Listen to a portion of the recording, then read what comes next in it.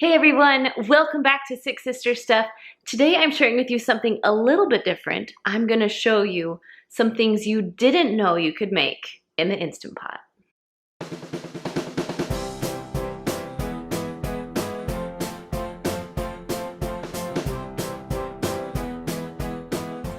Hey everyone, I'm Kristen. I am sister number 2 from SixSistersStuff.com. And every Monday I share with you a new Instant Pot recipe, so make sure you subscribe to our channel and push that little bell so you can get all the notifications every time I post, especially if you love the Instant Pot. You're not gonna wanna miss my Monday recipes. I'm doing something a little bit different because I'm sharing with you maybe some things you didn't know you could make in the Instant Pot. Now there are many different things you can make in your Instant Pot, so today I'm just gonna share with you a few of them. Let's get to the kitchen and I'll show you how to do it. Number 1, use the Instant Pot as a hot plate. Now here are my little burritos I'm gonna make. I have tomatoes, beans, corn, avocados, my salsa verde chicken, and some cheese. And I'll put my recipe for the salsa verde chicken up in that little dot in the corner. Now while I was putting these together, I pushed the saute button so it could start heating up. Then I just rolled up the tortilla and I'll put it right directly on the bottom of the Instant Pot. Now because this salsa verde chicken has some sauce involved in it, it gets a little bit messy and it's a little sticky. So if you stay away from anything with sauce that will leak out, it will be better off with this Instant Pot hot plate. So I'm just gonna let these sit there for about a minute or so until I can tell that it's turning brown, or you can even start to smell it a little bit. It smells really good. So one was really easy to turn over. Now the second one, it was a little harder, so I got a spatula so I could flip it over. Now, when you turn it into a hot plate, you want to make sure it's cooked evenly on all sides, so I just cook it 30 seconds to a minute, and then I'll flip it again. So it will be flipped 4 different times, so I can get all of the sides. All right, when you are done, go ahead and take a spatula and pull it right out. Now beware, they are a little toasty and hot. So I let it cool just for a minute, then I'm going to cut it in half. I love the melty cheesy part of it. Everyone loved it. Number 2 is refried beans inside the Instant Pot. Now, I forgot to film the very beginning part, so I have 1 pound of pinto beans and 1 onion chopped up into small pieces. Now, I've rinsed the pinto beans, so don't worry about that. Then I have a heaping teaspoon of garlic and a little bit of garlic salt. Next, I'm going to add 1 teaspoon of cumin. This is a half a teaspoon, so that's why I'm doing 2. Now the trick with the beans is that you need a lot of liquid, so I'm going to do 4 cups of chicken broth, so that's 1 whole container right here. And then I'm also going to add 3 cups of water. Your beans are all ready to go. We're going to put the lid on, make sure that it's on sealing, then I'm going to push manual and go all the way up to 45 minutes. If you don't have a manual, it also means high pressure or normal. Use whatever your machine has to make it pressurized. Alright, so I let it stay in there for 15 minutes when it was done cooking, and then I took the lid off. So now the trick is you're going to drain out the liquid from your beans and then slowly add the liquid back in.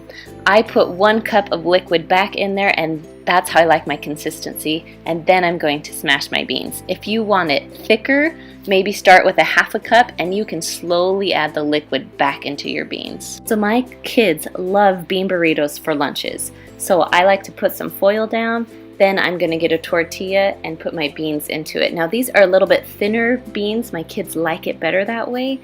But if it was my choice, they'd be a little thicker.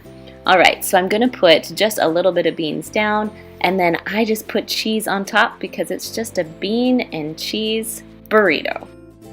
Then you're going to go ahead and roll it up and make sure you get the corners in tightly so you won't lose beans. Then I just do 1 piece of foil per burrito.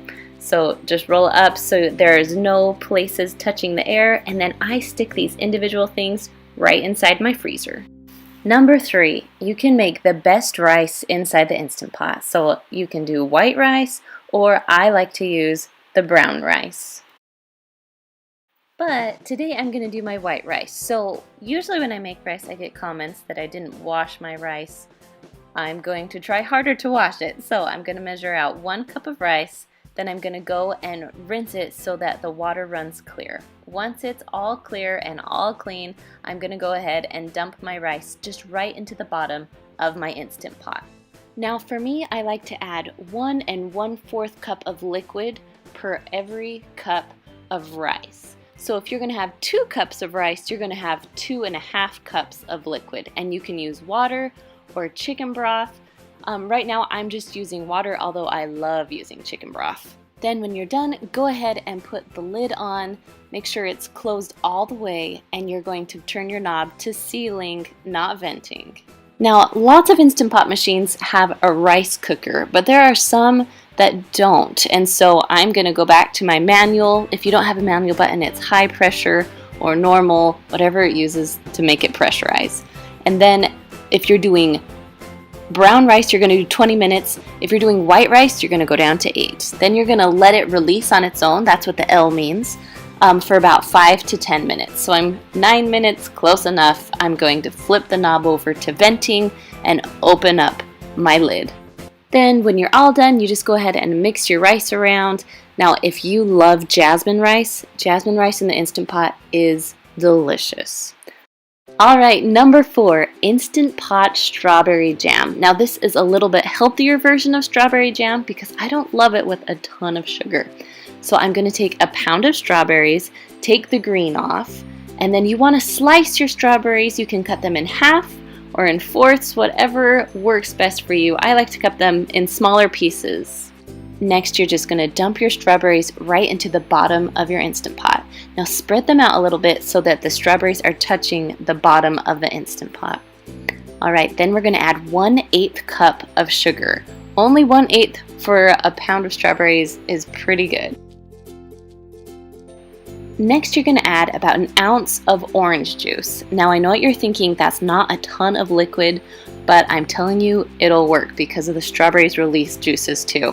So you're going to put your lid on, make sure it's on sealing, not venting, and you're going to go to manual or normal pressure for 1 minute. Now when your timer goes off, it's going to start counting up. That's what the L is for. So you want it to stay in there for 15 minutes. Then you're going to do a quick release and open up your lid. So now you have a few options. If you want your jam a lot thicker, go ahead and push the saute button and get out the rest of those juices, or you can stick it in your blender. But for me, I like to use a masher because I like my jam thick with strawberry chunks in it. Now this is what my mom calls freezer jam, so you can put it in little containers and stick it in your freezer, but I'm just going to stick mine right into my fridge because my kids are going to down it as soon as they get home from school. Now, like I said before, if you want this a little bit thicker, leave it in your Instant Pot and push the saute button and watch it. Let your liquid kind of dissolve and it will become thicker. This jam is also delicious on ice cream, if you were wondering. Alright, number 5, we are making popcorn in the Instant Pot. So you're going to start by pushing the saute button. The next button you're going to push is called adjust. You want the little light, the red light, to go over to more. Alright, so we added 2 tablespoons of oil. I used vegetable oil. Then I'm going to dump 1/4 cup of my popcorn kernels in there. Now the first time I made it, I just left my popcorn kernels on the side like that. I do not recommend doing that because they don't pop very good. So if you spread them out, make sure they're all covered in oil, then they will start popping. Now you can do more than 1/4 of a cup. You can do 1/2 cup. Just make sure you add 4 tablespoons of oil. Alright, my popcorn is all done popping. So now I'm just gonna open it up, make sure it's good, and push and cancel it. So turn off my Instant Pot. Now you want to take all of the popcorn out of the bottom of the pan and leave the oil on the bottom. Before you add ingredients, you add butter, you add whatever you want into your popcorn. Take it out, then add your ingredients.